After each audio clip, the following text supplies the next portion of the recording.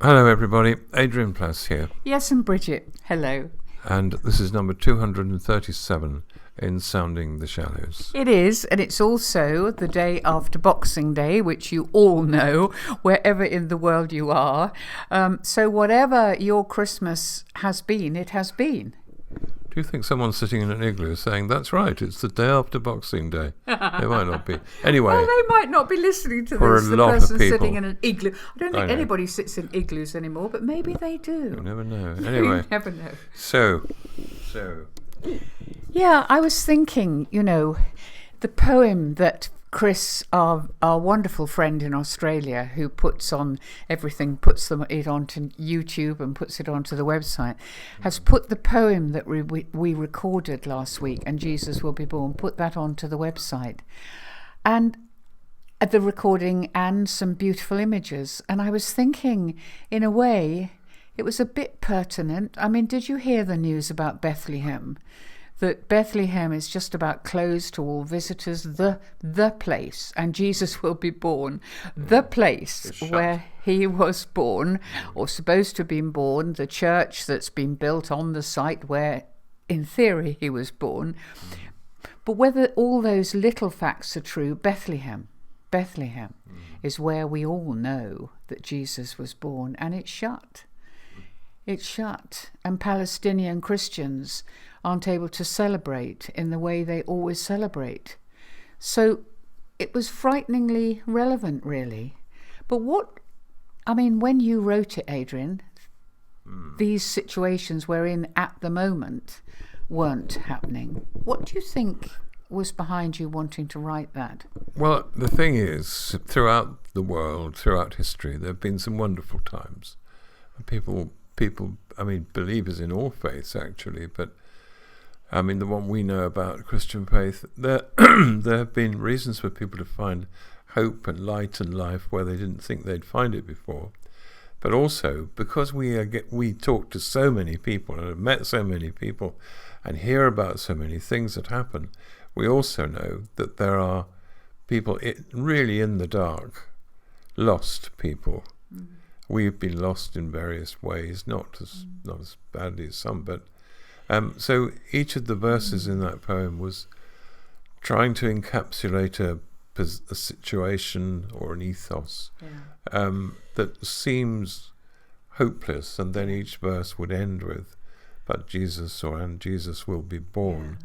Not to say that his actual It's birth all going to be sorts hunky-dory, it, or no. but there is a stream of hope that flows in and out and around and through the things that can go so and badly certainly wrong. we've met many people who follow Jesus as best they can, for whom Christmas is the most difficult time of all, because it is a time of loss, it's often a time of loneliness, and it's a time when memories all come surging in, but they're hanging on because there's something about Jesus. There is. And those who've met him and those who want to meet him or think they have, there is something special. And I think the slight problem is that, and we talked, didn't we, a couple of weeks ago about attempts to make magic. And I think one of the problems is, that there's an attempt to make it particularly special at Christmas, and to be particularly positive about Jesus being born. Yeah. And I think your poem was really also about the fact that it is on Christmas Day, but that isn't necessarily the time when we might experience a flash of hope, that child's hand reaching out, the sense that something special might be going on. Yeah, it's not about the moment of his birth, it's about the possibility at any time, anywhere, with anybody, that something different can happen. And it is true that, I meet a number of people whose faith is, if not gone, has drifted. And when you talk to them, just someone I was in contact with very, very recently, that actually they've lost something they really want. Yes. And And they've tried to cope without it very often and to feel, Yeah. well, it didn't work, or I'm not going there again. I'm not going to be hurt again. I'm not going to be, I don't know, whatever it is. But It's they always, can't quite lose it because of what? I haven't got an answer to that, except that it is something I hear again and again. Yeah. But also, I would tell you one answer, which is that when you learn about things like this, about faith, about the basis of faith, about the history of faith, you learn a set of words and principles, and sometimes, unfortunately, hollow mantras sometimes, that don't actually express what is in your heart. And there comes a time when that stuff drifts away a bit, and what you're left with is a longing for the very centre of what it was that you'd thought you'd got.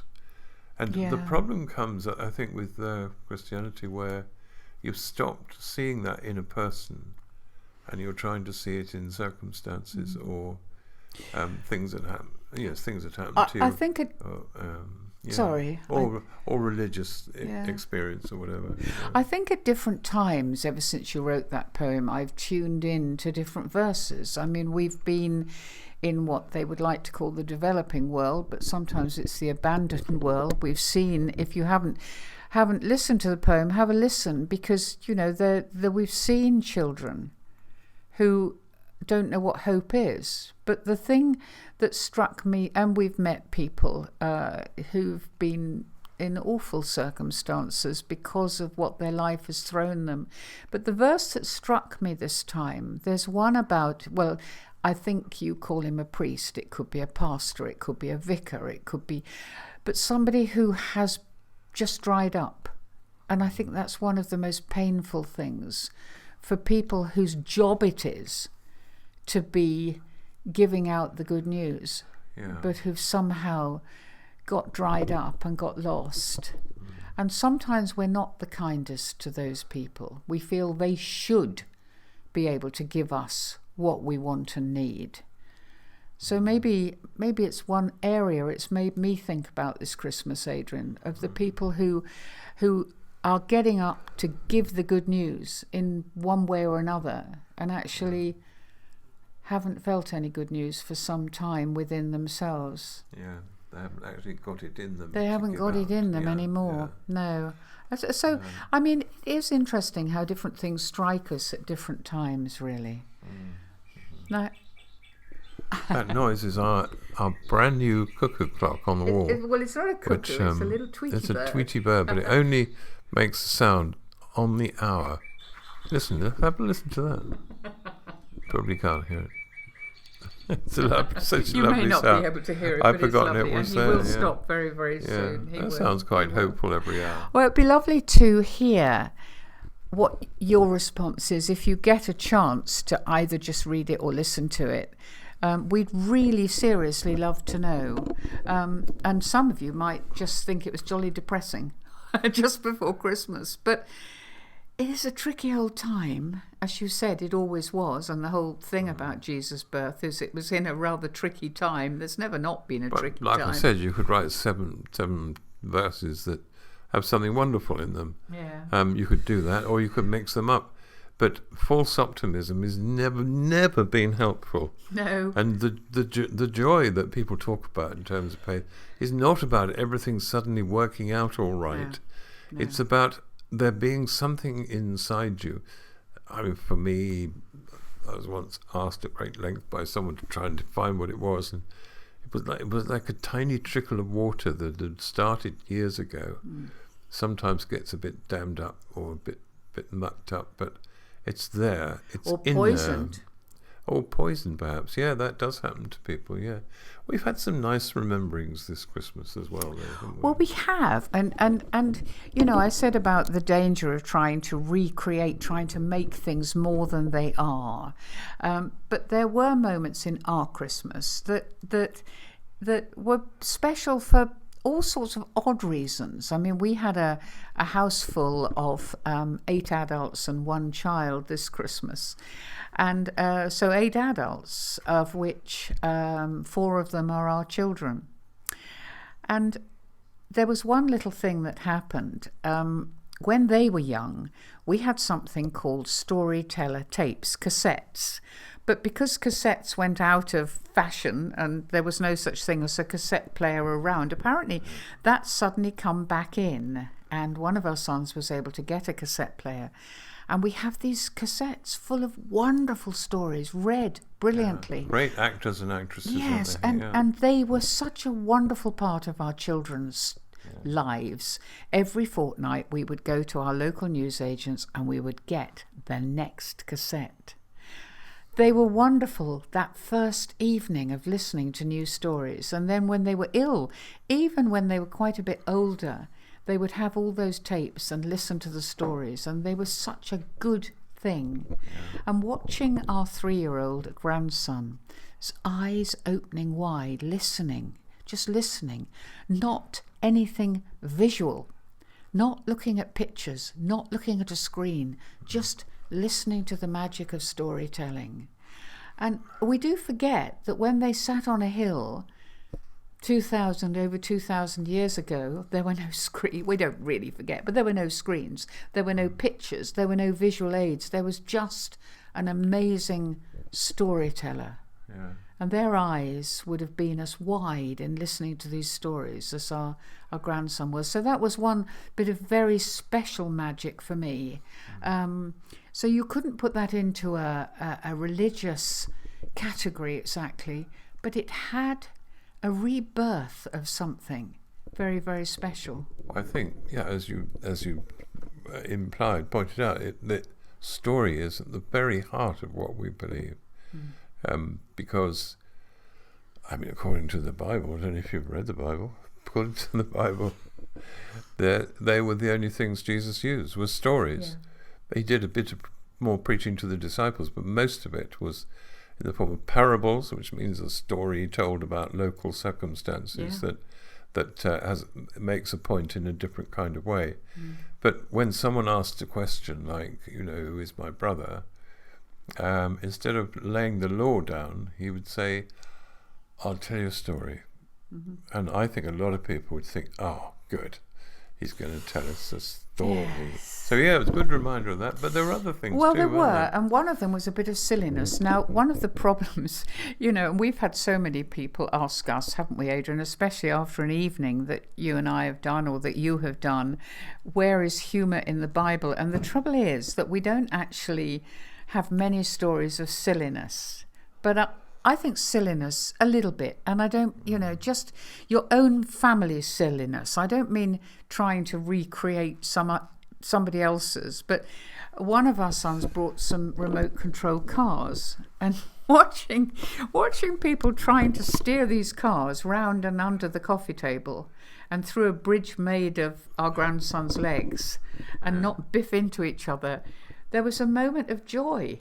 It wouldn't, if that's what you were doing all the time, but I think everybody can think of those moments, and even sometimes after a bereavement or a saddest of times, when you find yourself laughing with somebody because something silly has happened. And I remember your mum, Adrian, when she was in hospital, and it was near the very end of her life, and she always had a great sense of humour. And do you remember there was a very dull man came to see her? Yeah. Do you remember?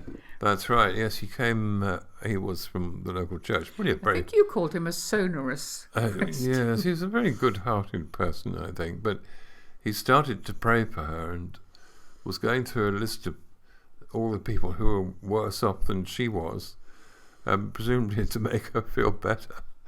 And I happened to catch my mother's eye, and she'd suddenly snorted with laughter, because we were obviously both thinking, this is the last way to persuade someone who's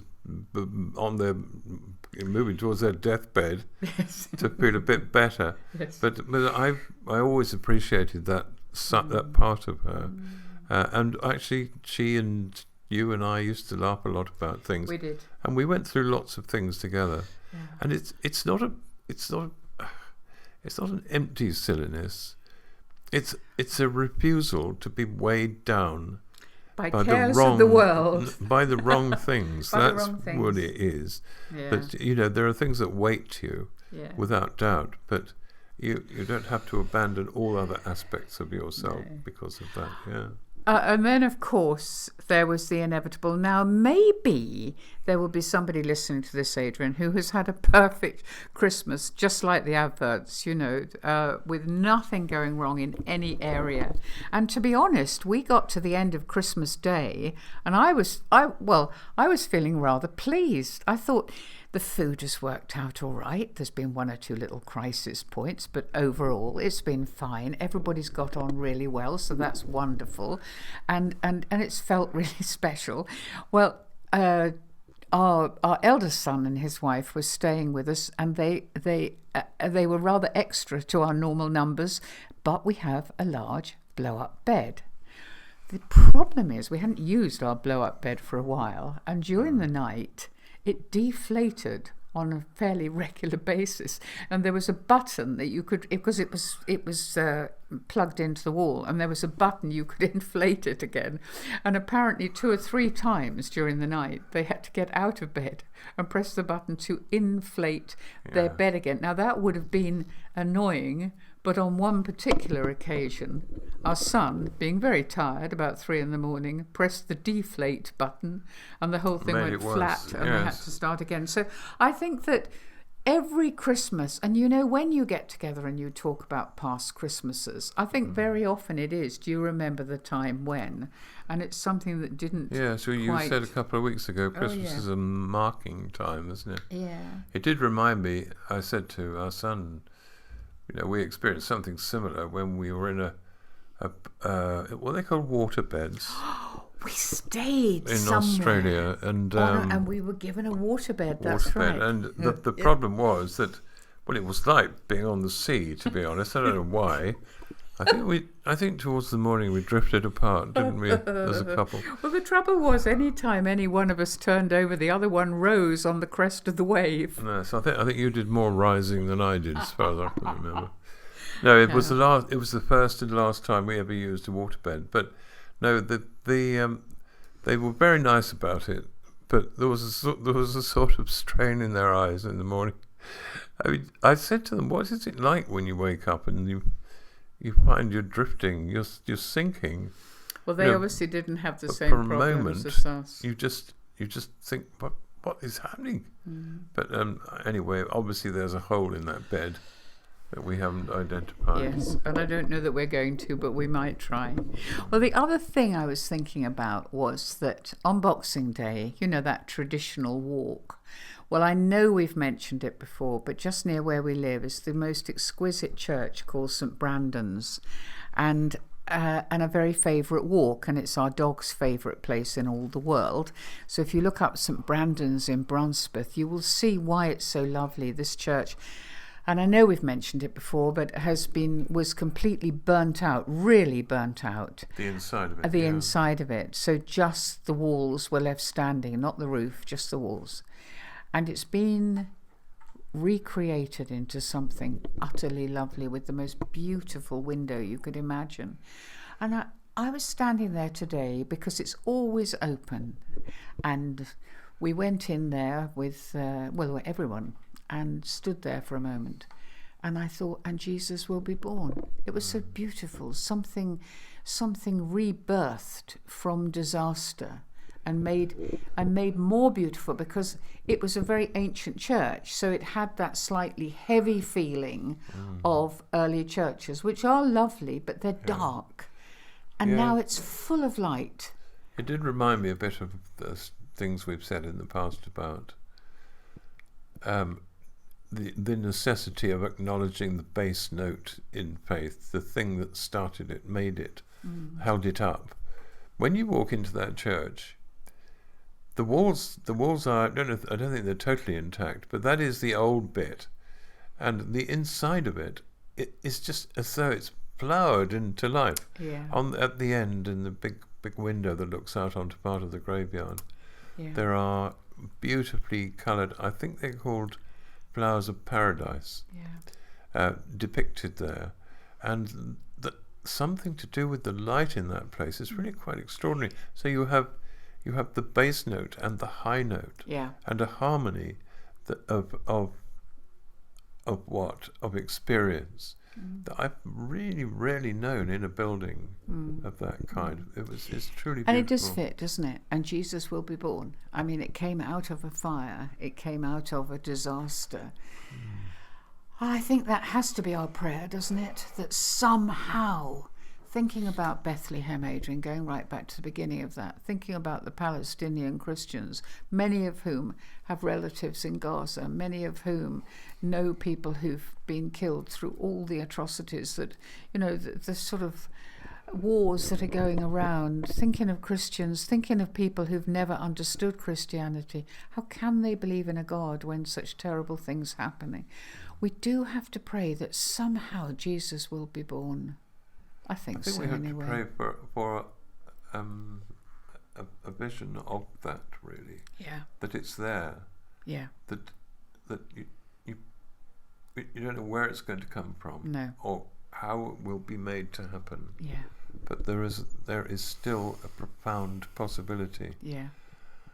Well, it would be really lovely to hear some of your experiences. I know we've heard from one person who was so poorly with a rotten cold in Australia that he wasn't sure whether he would be able to join anybody at all or have to isolate for the whole of Christmas. And but I would love to just hear anything really, anything that was special or unspecial about this Christmas. And there was someone who writes regularly, wasn't there, who talked about in his letter about a number of things that had gone wrong and were difficult, and then at the end said, "But Jesus will be born." Yes.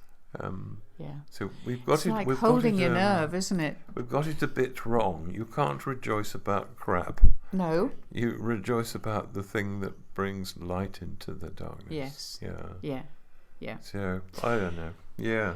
Anyway, yes. Let's know what you. Yeah, and it's going to be New Year by the time we talk to you again. So. And thank you, Chris, for putting the poem on the website. We do appreciate it. Yeah. Bye bye.